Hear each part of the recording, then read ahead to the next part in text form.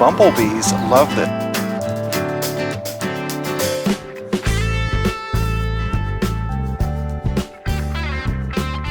I am here with Salvia Bee's Bliss. This has that wonderful, deep, heady sage kind of scent to it, and a really good, clear, kind of a lavender color. This one spreads out.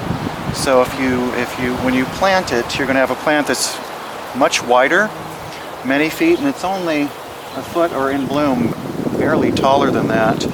But this has been planted in mass to superb effect. And I've been trying to catch the little bees, and the bumblebees love this. There's little native bumblebees buzzing around here. They are so fast. They'll go to one flower for barely half a second and go to the next one, and I can't, we'll see if I catch some on film. Anyways, this is a really great salvia for large areas where you can let it spread out laterally like it wants to do, and put on a huge flush of springtime bloom, and then some little sprinklings during the year. Salvia Bee's Bliss, and some humans too.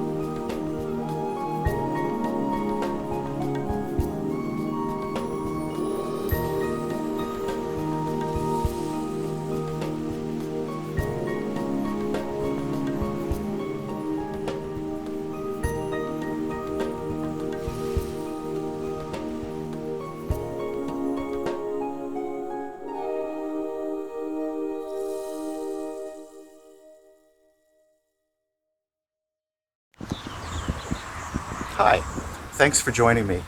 If you found this video interesting or informative, or you think that other people might, please give me the thumbs up or subscribe on my YouTube channel. That way I'll know, and other people will know, that this is a good thing. There's a lot of treasures to explore out there, and it's fun to share them.